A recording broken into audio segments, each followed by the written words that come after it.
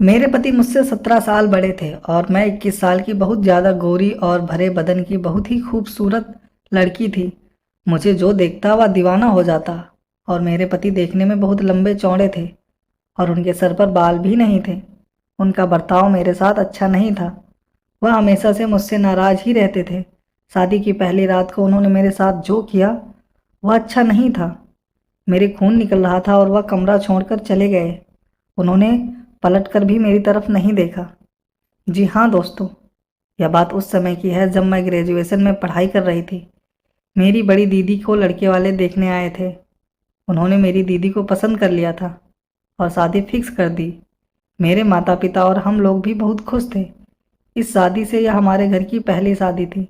हम सब लोग बड़ी धूमधाम से शादी की तैयारियों में लगे हुए थे। आखिरकार शादी वाला दिन आ ही गया। घर पर बारात आ गई, मंडप में दूल्हा बैठ गया और लड़के वालों ने कहा, जाकर दुल्हन को बुलाकर लाओ। हम सब लोग अपनी दीदी को बुलाने उनके कमरे में गए, लेकिन जब कमरा खोलकर देखा तो हम सब लोग हैरान रह गए। वहाँ पर दीदी नहीं थी।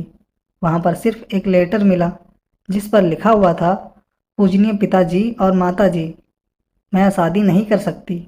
मैं किसी और से प्यार करती हूँ और मैं घर छोड़कर उसके साथ भाग रही हूँ। इसलिए मुझे ढूंढने की कोशिश मत करना।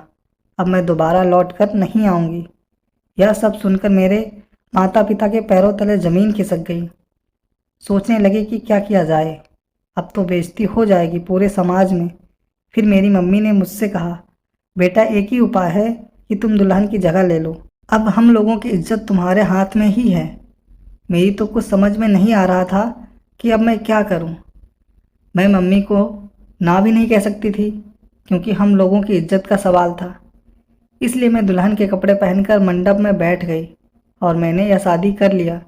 मैं यही सोच रही थी कि जब दूल्हे को पता चलेगा तो क्या होगा। मैं घूंघट ओढ़कर अपने ससुराल में बैठी थी। रात को जब दूल्हा आया और उसने घूंघट उठाया तो पूछा, तुम तो उसकी छोटी बहन हो, तुम यहाँ क्या कर रही हो? जाओ, तुम अपनी बड़ी बहन को बुलाओ।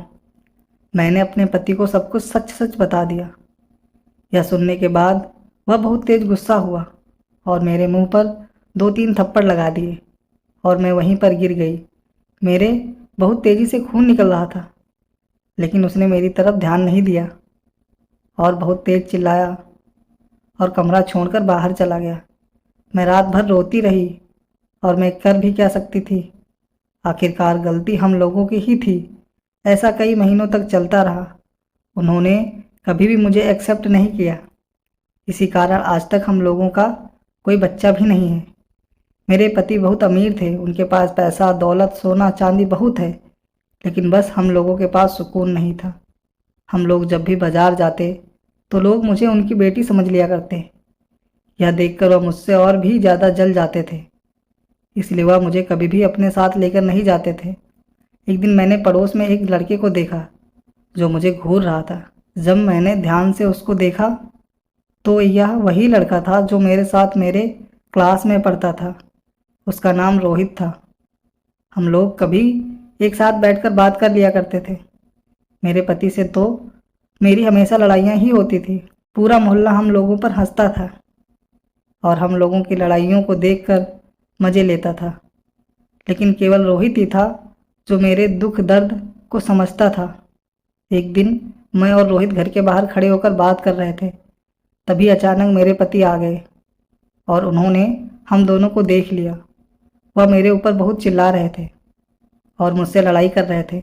मैंने उनसे कहा कि मैं अब कभी उससे बात नहीं करूँगी, लेकिन वह मेरी बात सुनने को तैयार नहीं थे।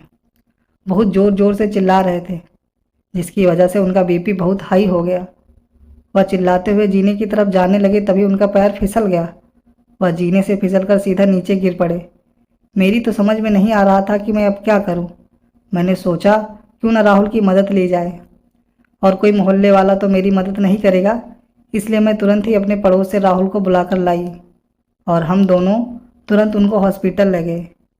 हॉस्पिटल ले जाने के बाद डॉक्टर ने मुझसे कहा कि आपके पति कोमा में चले गए, अब भगवान ही इनकी रक्षा करे। मैं भगवान से बहुत प्रार्थना करने लगी, इनको जल्दी से ठीक करना। मैंने और राहुल ने दिन रात उनकी सेवा की। मेरे पति को भी एहसास हो गया था कि इतना पैसा दौलत होने के बावजूद भी किसी ने उनका साथ नहीं दिया। सिर्फ राहुल और मेरी पत्नी ने मेरा साथ दिया है। एक दिन डॉक्टर ने मुझसे कॉल किया और कहा, आपके पति होश में आ गए हैं, जल्दी आ जाइए। मैं और राहुल जल्दी से हॉस्पिटल पहुंचे।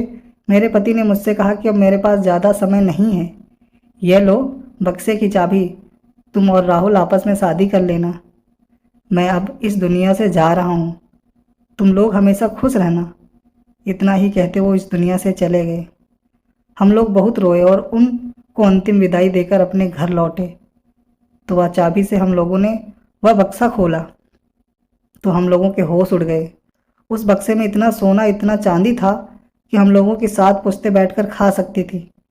मैंने और राहुल ने शादी कर ली। आज हमारे 2 बच्चे भी हैं। आज हम लोग मज़े से अपनी ज़िंदगी जी रहे हैं और बहुत खुश हैं। तो दोस्तों, ये कहानी कैसी लगी? अच्छी लगी हो तो लाइक करें और चैनल को सब्सक्राइब करें। तो फिर मिलते हैं एक नई कहानी के साथ। तब तक के लिए धन्यवाद।